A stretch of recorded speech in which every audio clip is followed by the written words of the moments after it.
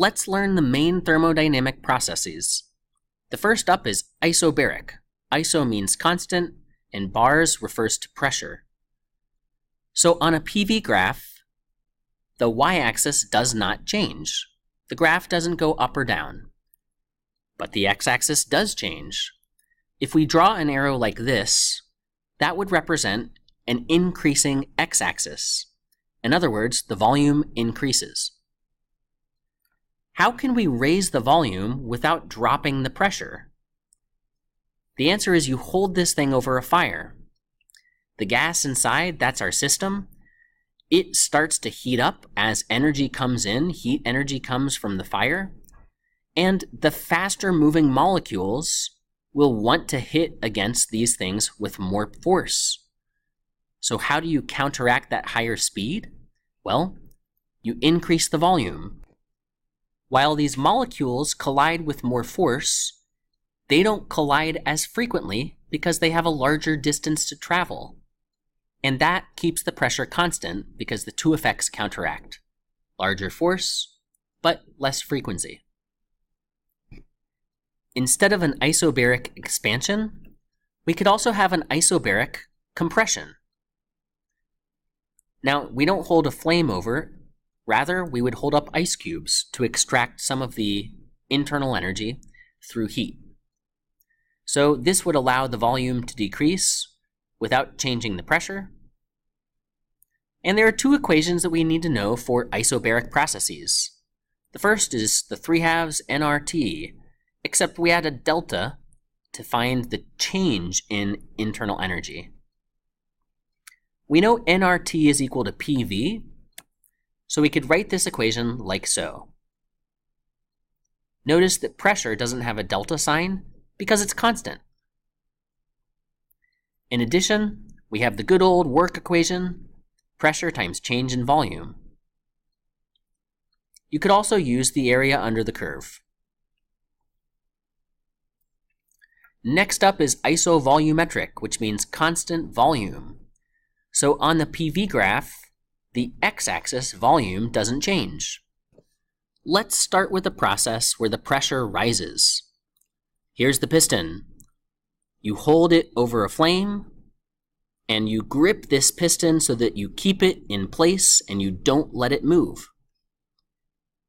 As energy flows in, the molecules speed up and they hit this thing with more force, raising the pressure.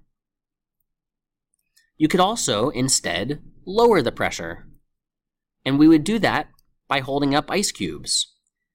Energy would flow from hot to cold, and the temperature would drop, causing those molecules to hit against the walls with less force, thereby dropping the pressure. How much work is done in this scenario? The answer is 0 because we don't have any expansion or compression. There is an equation we can use though. It's the 3/2 nR delta T. We use this for the change in internal energy.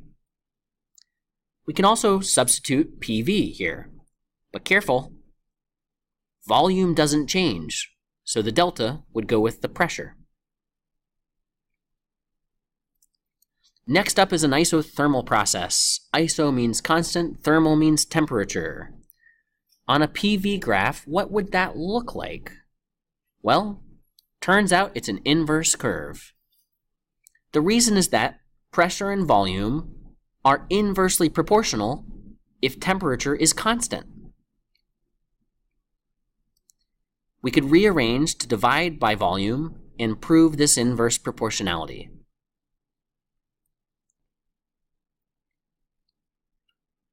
Now, if PV is a constant, you could pick any 2 points on this line and their product would be equal. What happens if we change the temperature? Well, the graphs show up like this. Here's the graph for a higher fixed temperature. At every point on this line, temperature is the same. Here's the graph for a lower constant temperature. At every point on this curve, the temperature is the same. The P times V gives the same constant value. If the temperature is constant, there's no change in internal energy.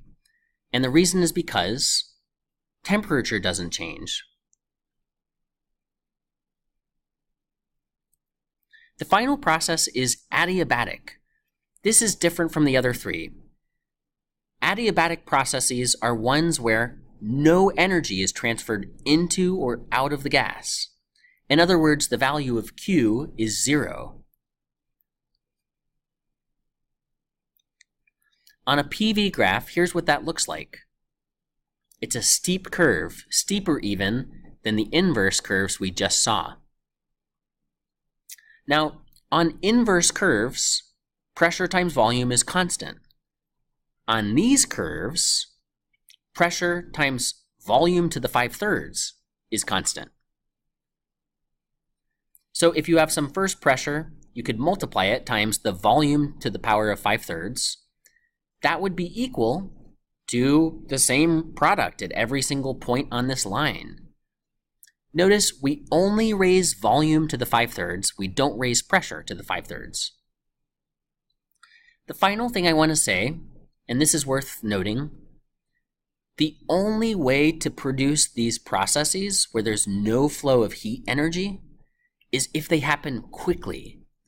After all, heat will flow over time if you let enough time pass. And so if you want to create an adiabatic process, you have to expand the piston, expand the gas really quickly before heat has had time to flow in from the surroundings. Here is a summary of everything we've learned.